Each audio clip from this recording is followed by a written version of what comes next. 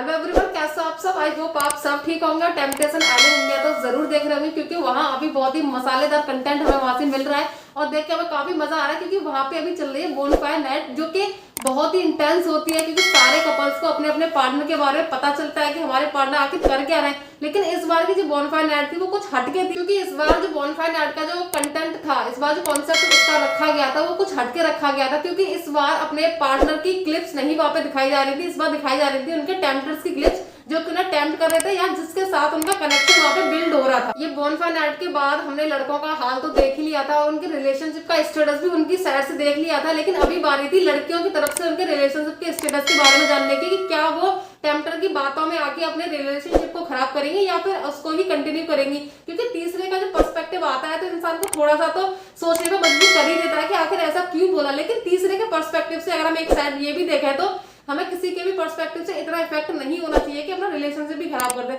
लेकिन यहाँ पे किसी रिलेशनशिप में हमें तीसरा इंसान भारी पड़ता हुआ नजर आ रहा है। जैसे गार्गी और रौनक की रिलेशनशिप में हमें जो टेम्पटर्स है बॉयज बुलाते हैं वो उन्होंने जो भी बातें बोली हैं श्रद्धा ने, महिमा ने, कि उनका जो कनेक्शन है वो श्रद्धा के साथ काफी स्ट्रॉन्ग बनता हुआ नजर आ रहा है। उनके साथ वो अपना रूम भी शेयर कर रहे हैं तो वहां पे हमें रौनक और गार्गी के रिलेशनशिप की जो इक्वेशन लगी है वो कुछ ठीक नहीं लगी है।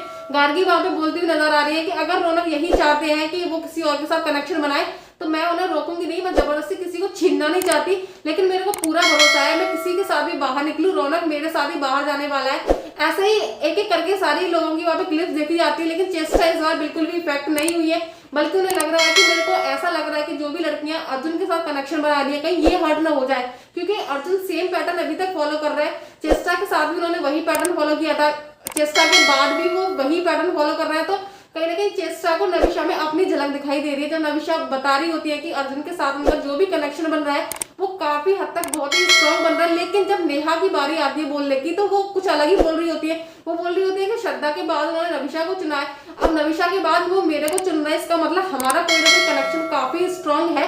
तो हो सकता है कि अर्जुन का जो कनेक्शन है वो नेहा के साथ बन जाए क्योंकि चेस्टा निखिल के साथ ही बाहर जाना चाहेंगी क्योंकि इस बॉनफायर पे उन्हें बिल्कुल भी इफेक्ट नहीं हुआ है और उनका जो रिलेशनशिप है वो काफी हेल्दी रिलेशनशिप है और काफी वो आगे जा रही है निखिल के साथ। अभी बारी थी चेतना की क्योंकि अब चेतना को दिखाए जाएंगे जो निशान को टेम्प्ट कर रही लड़कियां उनकी क्लिप्स। तो वहां पे जो क्लिप्स वहां पे दिखाएगी लड़कियों का जो भी पर्सपेक्टिव बाहर आया है वो निशांक के बिहेवियर या उनके कैरेक्टर से बिल्कुल ही अपोजिट हमें वहां पे दिख रहा है।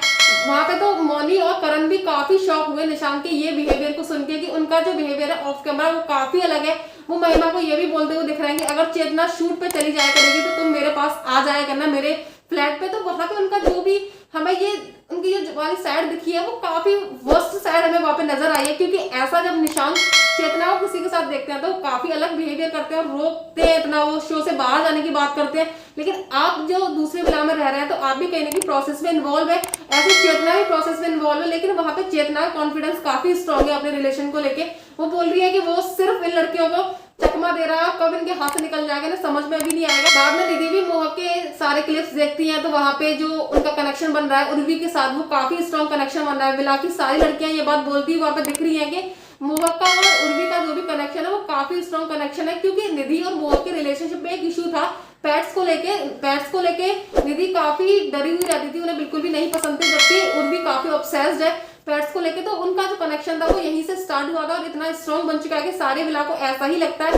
कहीं ना कहीं निधि और समर का भी रिलेशनशिप उतना ही स्ट्रॉन्ग है तो शायद इन दोनों का जो भी एक दूसरे के साथ कनेक्शन बनाया ये आगे जाके वर्कआउट करे और उर्वी के साथ जाए, मोहक और निधि समर के साथ जाए, हो सकता है। लेकिन अभी तक ये अपने अपने रिलेशनशिप को डिफेंड करते हुए हमें वहां पे नजर आ रहे हैं और यही बोल रहे हैं कि अभी हम अपने पार्टनर के साथ ही आगे जाएंगे। इनके रिलेशनशिप का स्टेटस क्या होने वाला है वो आगे के एपिसोड में हमें पता चलने वाला है। अभी फिलहाल हम अपनी वीडियो को यही पेंड करते हैं। आपको मेरी वीडियो अच्छी लगी तो please like share subscribe my channel. Thank you for watching the video and stay tuned for the next episode.